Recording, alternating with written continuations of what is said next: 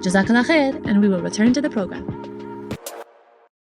The reality of the shuyukhs and the muhibbeen and ashiqeen is that they went towards that sun, they lost their matter, they became liquid in their pursuit, and as a result of more of that sunshine shining upon them, that ishq and love of Sayyidina Muhammad that shines upon them, they became of a gaseous nature, ethereal. That their matter was brought down, their solid state was brought down, their liquid state gave them to be very easy with people, and as a result of more ishq and more love approaching that reality, they're easily ethereal, and that they are of a wave nature, always being dressed by that reality, blessed by that reality. So it means that anywhere we look in these sciences and understanding, because it has to make sense, complicated Islamic terms doesn't mean anything for somebody. But to understand in everyday science, you do it in school, you've learned it in school, you understand it, that if you live your life solid, very hard, what you understand that's it. And the shaykh can easily interact with somebody and senses they're very solid, they're nowhere near a liquid state. And that's the reason for accompanying a guide, whether now through email, through teachings, through all of these interactions. Because as soon as you watch, either that day, that night or tomorrow you'll be tested. And immediately you're not catching yourself as if like the talk was for somebody else. If you ask the guys like, what did we talk about? Most of them look at you astonished like, I don't know. You don't remember in 5 minutes what we talked about? No. But those who wish to achieve, they're writing and they're struggling to achieve that reality. So when we understood that we want to melt and that solid doesn't get along with anything, then when the testing comes, why give an answer to somebody? When agitated by somebody, why give an answer? When aggravated, why give an answer? The answering back and recognizing oneself, because it's still not understood. People are asking, what does it mean to be nothing? Then I go around and I'm going to just be depressed about myself, and you've got this whole system wrong. You actually have to be very content with yourself.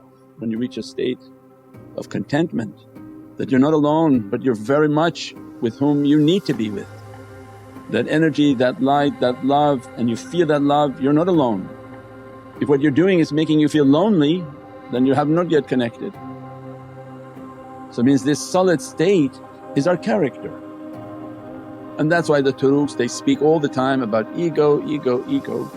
Because if we're losing our solid state, then every time we give a jawab, we give an answer, we give a reply, we ask ourselves, what was the purpose of that reply?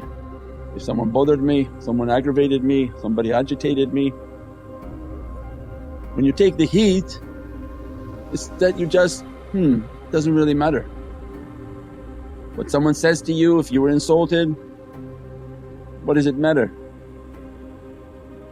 It means that you're taking the heat of this dunya and applying it to oneself. But if you reflect back that heat, then your solid state is continuously throwing fire on other people. Oh, you said that. As soon as you answer back like that, you're not trying to be liquid, you're very content in being solid. So it means that every interaction is going to be now judged by ourselves. That Rabbi, I want to leave this solid state, I don't want to sit up, be arrogant, I don't want to talk down to people, I don't want to command people, I want them to say something to me and I just want to be content in it, not have an issue to have to resolve it and answer back. So then we'll see that dialogue all day long in our lives. And then we try to catch ourselves, oh now I'm understanding. It's not about being walking depressed everywhere, it's about just being content saying nothing. Someone yells at you at home, just alhamdulillah, okay, right. If you're a tough man, reverse yourself and don't be tough. Let your wife to be tough on you, beat you, yell at you, scream at you, and be patient.